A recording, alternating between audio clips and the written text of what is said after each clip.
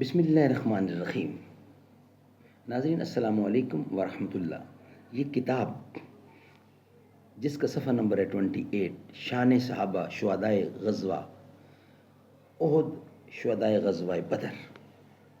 ناظرین یہ کتاب، اس میں ہم حضرت مصعب بن عمیر کا ذکر کر چکے ہیں، حضرت امیر حمزہ کا ذکر کر چکے ہیں، اور اب تیسرا ذکر کر رہے ہیں آپ کے سامنے حضرت عباس بن عبد المطلب رضی اللہ عنہ کا۔ حضرت عباس بن عبد المطلب رضی اللہ عنہ کا ذکر آپ کے سامنے رکھنے کو جا رہے ہیں۔ زباں پر مومنوں کے جب بھی ذکر تاجدار آئے تو اس کے بعد لازم ہے کہ ذکر چار یار آئے۔ ابو بکر و عمر عثمان و حیدر جب بھی باغباں ہوں تو پھر کیوں کر نہ باغ مصطفیٰ میں ایک بہار آئے۔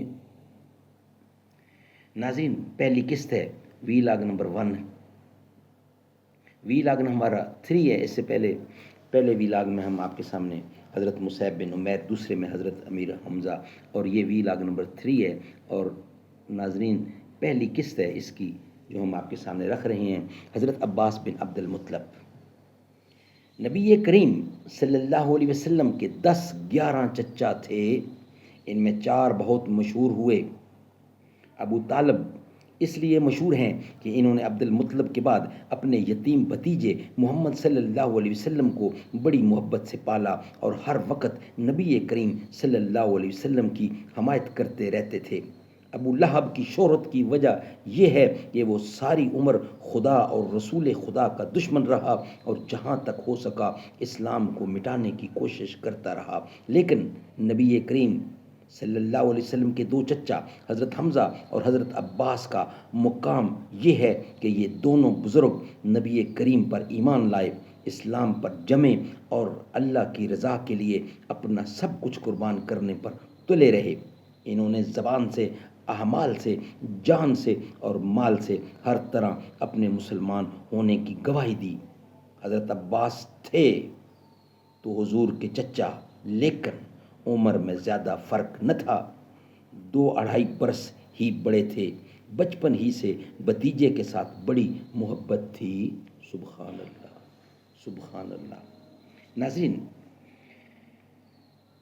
یہ تیسرا ویلاگ ہے، اس سے پہلے ہم پیش کر رہے ہیں، آپ پیش کر چکے ہیں آپ کے سامنے حضرت مصعب بن عمیر، حضرت امیر حمزہ، اور اب یہ واقعہ حضرت عباس رضی اللہ کا ہے، اور ہم آپ کے سامنے رکھنے جا رہے ہیں پیج نمبر 29۔ اکثر ایسا ہوتا تھا کہ چچا بھتیجے کوئی کام کر رہے ہیں، کام کرتے کرتے بھتیجے پر مشقت کا زیادہ بوجھ دیکھا کہ بے چین ہو گئے، فوراً ہمدردی کی۔ ایک بار خانہ کعبہ کی مرمت ہو رہی تھی، فوراً ہمدردی کی۔ ایک بار خانہ کعبہ کی مرمت ہو رہی تھی، بوڑھے بچے اور جوان سبھی کام کر رہے تھے۔ پتھر ڈھونڈنے میں آن حضرت کا کندھا چھل گیا، چچا عباس بے قرار ہو گئے، جھٹ آپ کا تہ بند آپ کے کندھے پر رکھ دیا۔ بچپن ہی میں نہیں، جیسے جیسے بڑے ہوتے گئے محبت بڑھتی گئی۔ مسلمان ہونے سے پہلے بھی ہر طرح ساتھ رہے اور مسلمان ہونے کے بعد بھی سرور عالم صلی اللہ علیہ وسلم نے جب مکے میں اسلامی تحریک شروع کی اور توحید کی طرف لوگوں کو بلایا تو حضرت عباس شروع میں ایمان نہ لانے کے باوجود تحریک کو اچھی طرح سمجھتے تھے اور دل سے اس کے ساتھ رہے۔ چنانچہ جب مدینے کے 72 انصار نے حج کے زمانے میں منع کی، ایک گھاٹی میں نبی کریم صلی اللہ علیہ وسلم سے ملاقات کر کے مدینہ چلنے کی درخواست کی تو اس رازداری کے موقع پر بھی حضرت عباس موجود تھے۔ اس موقع پر انہوں نے جو تقریر کی، اس سے ان کے تجربہ اور خلوص کا پتہ تو چلتا ہی ہے، ساتھ ہی ساتھ یہ بھی معلوم ہوتا ہے کہ وہ تحریک اسلامی کی راہ کی مشکلوں کو خوب سمجھتے تھے۔ انہوں نے انصار سے کہا، تم کو معلوم ہے کہ محمد صلی اللہ علیہ وسلم اپنے خاندان میں بہت معزز اور محترم ہیں۔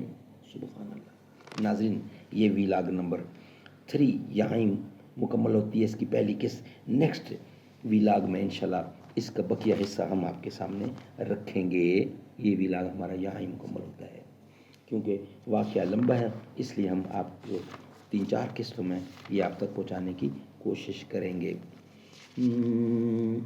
दिन बनाया रात बनाई अल्लाह ने, सारी कायनात बनाई अल्लाह ने, सूरज चांद सितारे, सूरज चांद सितारे उस दे, रंग बरंगे नज़ारे उस दे, विच ज़मीन अनाज उगावे कम अनोखे सारे उस दे, रहमत दी बरसात बसाई अल्लाह ने, दिन बनाया रात बनाई अल्लाह ने, मछली ले गई विच समुंदर, यूनस मछली पेट दे अंदर, कीता याद अल्लाह नू अपने, यूनस साते अंधेरे अंदर, किवें यार दी जान बचाई अल्लाह ने, दिन बनाया रात बनाई